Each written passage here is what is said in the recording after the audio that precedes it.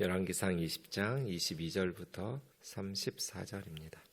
그 선지자가 이스라엘 왕에게 나와 이르되 왕은 가서 힘을 기르고 왕께서 행할 일을 알고 준비하소서. 해가 바뀌면 아람 왕이 왕을 치러 오리이다 하니라. 아람 왕의 신하들이 왕께 아뢰되 그들의 신은 산의 신이므로 그들이 우리보다 강하였거니와 우리가 만일 평지에서 그들과 싸우면 반드시 그들보다 강할지라. 또 왕은 이 일을 행하실지니 곧 왕들을 제하여 각각 그곳에서 떠나게 하고 그들 대신에 총독들을 두시고 또 왕의 잃어버린 군대와 같은 군대를 왕을 위하여 보충하고 말은 말대로 병거는 병거대로 보충하고 우리가 평지에서 그들과 싸우면 반드시 그들보다 강하리이다. 왕이 그 말을 듣고 그리하니라. 해가 바뀌니 베나다시 아람 사람을 소집하고 아벡으로 올라와서 이스라엘과 싸우려 하매 이스라엘 자손도 소집되어 군량을 받고 마저 나가서 그들 앞에 진영을 치니 이스라엘 자손은 두 무리의 적은 염소 떼와 같고 아람 사람은 그 땅에 가득하였더라. 그때 하나님의 사람이 이스라엘 왕에게 나와 말하 이르되 여호와의 말씀에 아람 사람이 말하기를 여호와는 산의 신이요 골짜기의 신은 아니라 하는도다. 그러므로 내가 이 큰 군대를 다 내 손에 넘기리니 너희는 내가 여호와인 줄 알리라 하셨나이다 하니라. 진영이 서로 대치한 지 7일이라. 일곱째 날에 전하여 이스라엘 자손이 하루에 아람 보병 10만 명을 죽이매 그 남은 자는 아벡으로 도망하여 성읍으로 들어갔더니 그 성벽이 그 남은 자 2만 7천 명 위에 무너지고 베나닷은 도망하여 성읍에 이르러 골방으로 들어가니라. 그의 신하들이 그에게 말하되 우리가 들은즉 이스라엘 집의 왕들은 인자한 왕이라 하니 만일 우리가 굵은 배로 허리를 동이고 테두리를 머리에 쓰고 이스라엘 왕에게로 나아가면 그가 혹시 왕의 생명을 살리리이다 하고 그들이 굵은 배로 허리를 동이고 테두리를 머리에 쓰고 이스라엘 왕에게 이르러 이르되 왕의 종 베나닷이 청하기를 내 생명을 살려주옵소서 하더이다. 아합이 이르되 그가 아직도 살아있느냐? 그는 내 형제이니라. 그 사람들이 좋은 정지로 여기고 그 발을 얼른 받아 대답하여 이르되 베나닷은 왕의 형제니이다. 왕이 이르되 너희는 가서 그를 인도하여 오라. 베나닷이 이에 왕에게 나오니 왕이 그를 병거에 올린지라. 베나닷이 왕께 아뢰되 내 아버지께서 당신 아버지에게서 빼앗은 모든 성읍을 내가 돌려보내리이다. 또 내 아버지께서 사마리아에서 만든 것 같이 당신도 다메섹에서 당신을 위하여 거리를 만드소서. 아합이 이르되 내가 이 조약으로 인해 당신을 놓으리라 하고 이에 더불어 조약을 맺고 그를 놓았더라. 아멘.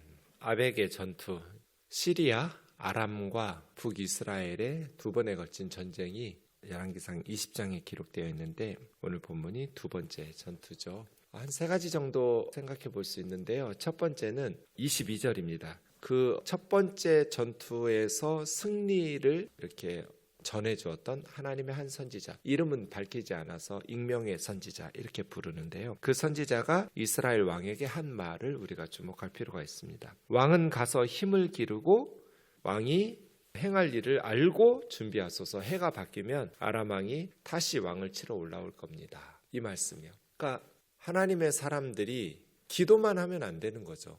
자기 분야에서 힘을 길러야 돼요. 지금 전쟁을 해야 될 아합 왕이 그냥 첫 번째 승리를 하나님의 은혜로 기적처럼 승리를 거두었잖아요.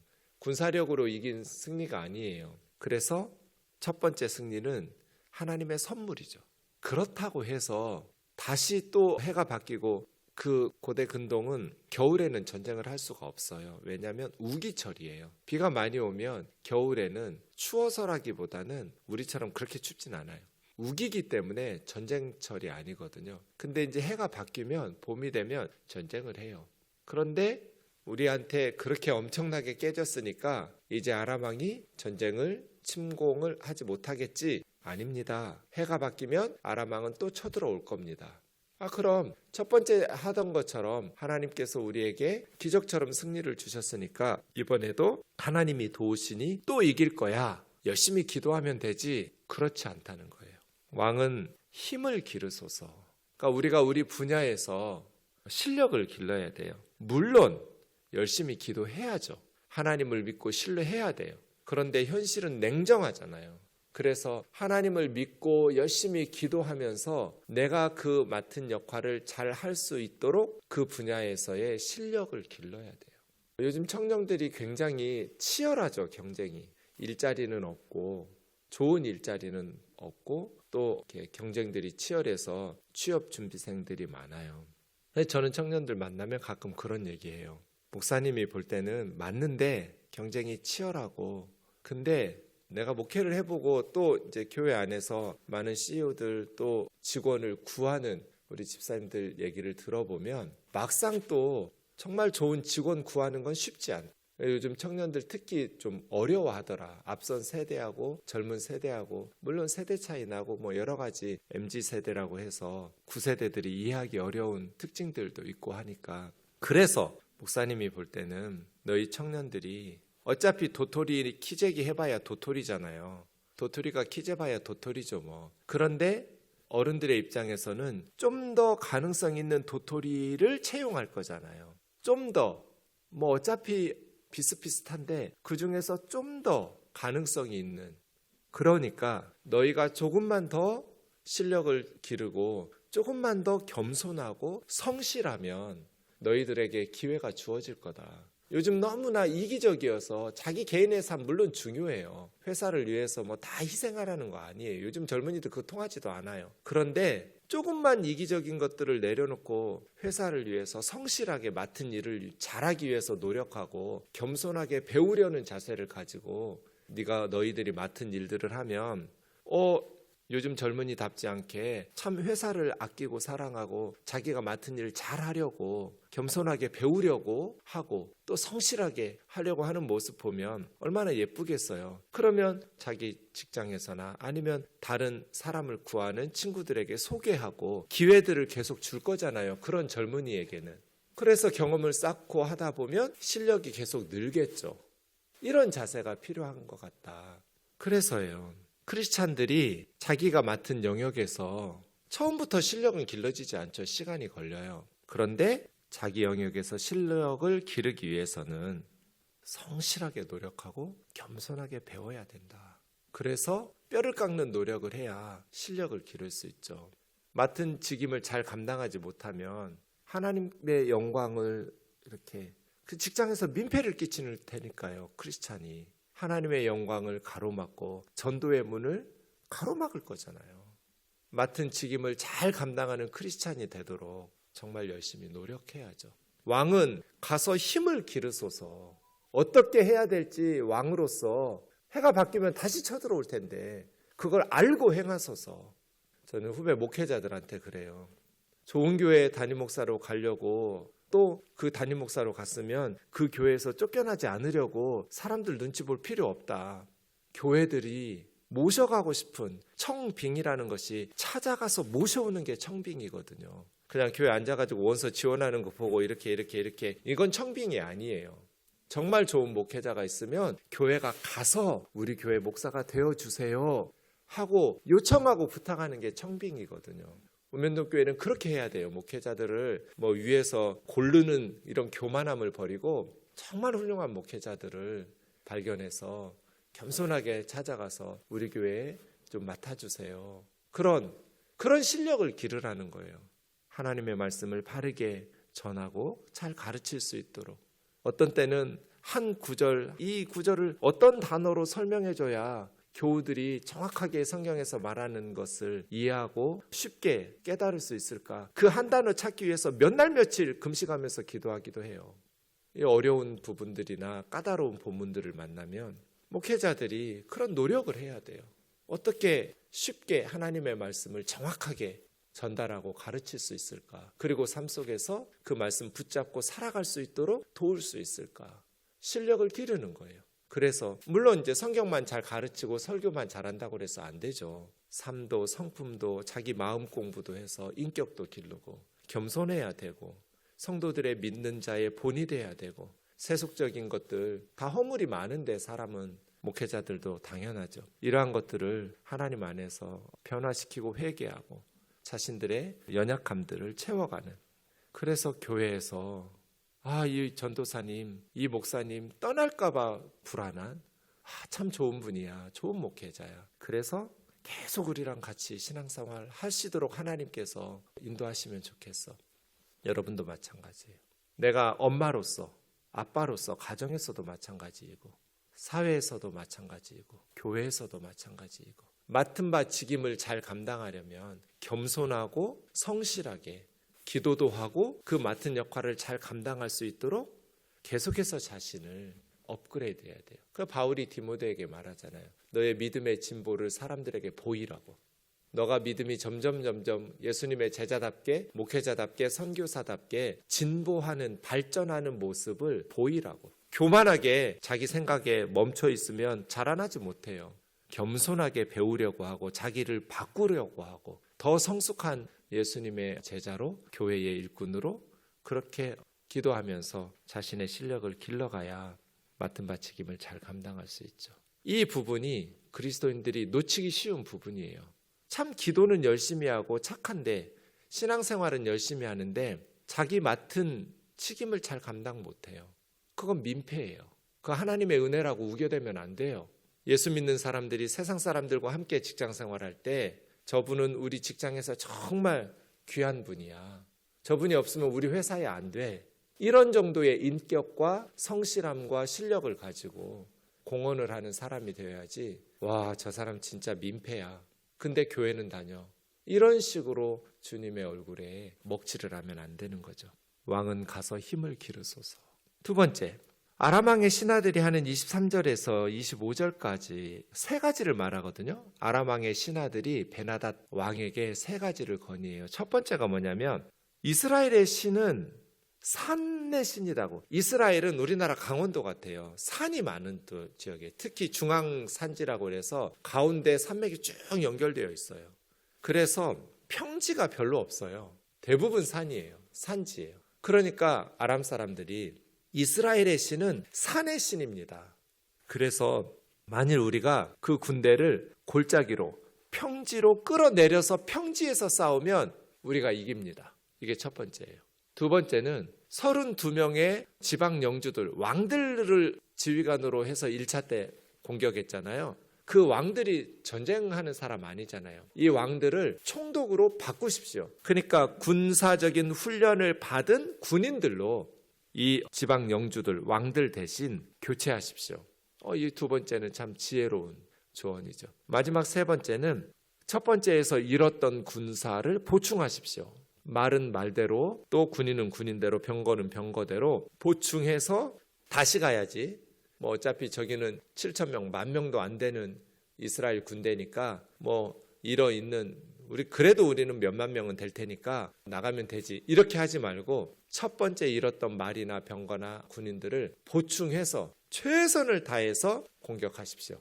두 번째, 세 번째는 지혜로운 조언이었어요. 근데 문제는 첫 번째가 틀렸잖아요. 이스라엘의 신은 산의 신이니까 산에서는 강하지만 평지로 내려오면 그 신은 무능한 신이 될 겁니다. 그래서 이번에는 평지에서 싸우면 승리할 겁니다. 2번, 3번은 지혜로운 조언이었어요. 근데 1번이 잘못됐어요. 영적 무지는 멸망이죠. 하나님을 몰랐어요. 그래서요. 하나님을 아는 것이 중요해요. 이렇게 아람의 신하들처럼 하나님을 모르면 멸망하는 거예요. 우리도 마찬가지예요. 성경에서 뭐라고 말해요? 예레미야 9장 23절, 24절. 지혜로운 자는 지혜 자랑하지 마라. 용사는 용맹을 자랑하지 말고 부자는 자신의 부함을 자랑하지 마라. 사람들이 뭘 자랑해야 되냐? 자랑하는 자는 이것으로 자랑할지니 곧 명철하여 나를 아는 것과 하나님 아는 것. 지혜나 용맹이나 부유함을 자랑하는 것이 아니라 하나님을 아는 것을 자랑해야 돼요. 나 여호와는 사랑과 정의와 공의를 땅에 시행하는 자인 것. 그걸 깨닫는 것. 나는 이 일을 기뻐하노라 여호와의 말씀이니라. 하나님을 아는 것. 그리고 하나님께서는 사랑과 정의와 공의를 땅에 시행하는 것을 기뻐하시는 분이라는 걸 깨닫는 것.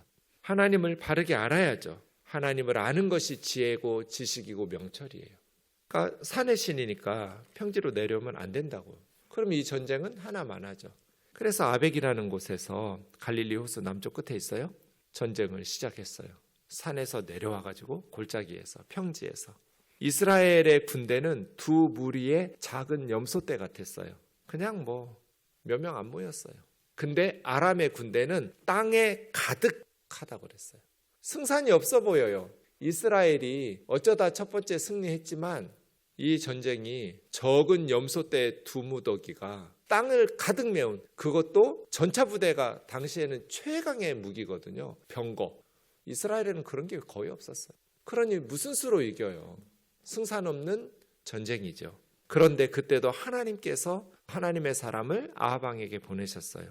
이 승산 없어 보이고 전쟁에 패배하는 직전 두려워하는 순간에 하나님의 말씀에 저 아람 사람들이 이스라엘의 신은 산의 신이고 평지의 신은 아니기 때문에 골짜기에서 하면 우리는 이긴다라고 말했기 때문에 아합 왕은 몰랐겠죠. 그런 식으로 말했는지를 아람에서.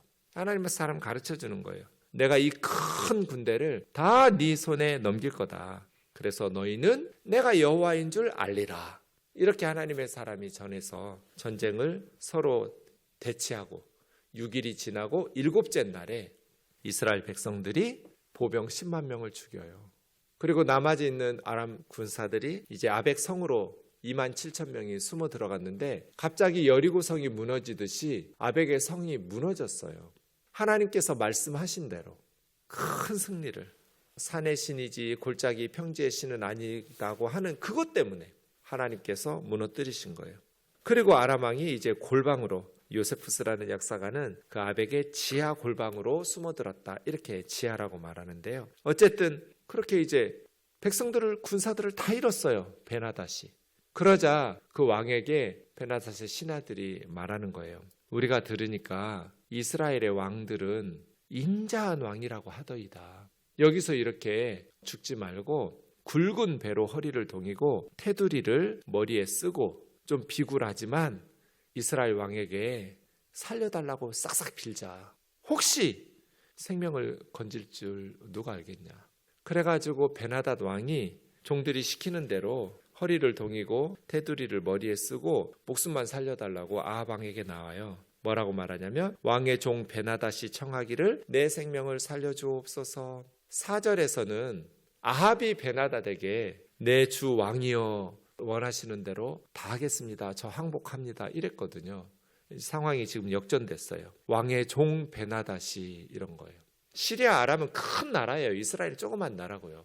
미국 대통령이 한국 대통령에게 왕의 종 베나닷이 이런 식으로 한 거예요. 아람 왕 베나닷이 이스라엘 왕 아합에게 이렇게 읊조렸다는 것은 상황 자체가 엄청난 일이죠. 그가 아직도 살아있느냐 하면서 그는 내 형제니라. 큰 나라 왕이 자기 종이라고 하고 하니까 아합은 이제 망했구나. 우리는 적은 염소떼 두 무더기 같았는데 하고 있다가 갑자기 엄청난 10만 명을 쳐 죽이고 아벡으로 숨어든 2만 7천 명이 성이 무너져가지고 다 죽으니까 베나닷 왕이 굵은 배로 허리를 동이고 머리에 띠띠고 살려달라고 목숨만 구걸하고 있는 상황이니까 아합 왕이 얼마나 기분 좋았겠어요? 그는 내 형제니라. 왜 형제예요? 피도 안 섞였는데. 그 사람들이 좋은 징조로 여기고 얼른 말을 받아서 예, 베나닷은 왕의 형제입니다. 베나닷의 시내들이 말하니까 그 베나닷 인도에서 내게 데리고 오라고. 그래서 베나닷이 와서 이제 아합 앞에 서니 아합이 어떻게 해요? 그를 병거에 올린지라. 왕의 병거에 같이 앉히는 거예요. 원래는 어떻게 해야 돼요? 승리한 나라의 왕이 패배한 나라의 왕을 병거에 묶어가지고 질질 끌고 가야 돼요. 전리품으로. 밧줄로 꽁꽁 묶어서 바퀴에 매달아가지고 뒤에다가 달고 개선행군하는 거죠. 근데 그래서 유다가 멸망할 때 시드기야 왕을 바벨론 왕 느부갓네살이 두 눈 뽑고 쇠사슬로 묶어가지고 바벨론으로 질질 끌고 갔잖아요. 원래 이렇게 하는 거예요. 근데 아합 왕은 베나닷을 어떻게 해요? 병거 위에 앉혀줘요. 자기 옆자리에. 그러니까 베나닷은 어떻게 해요?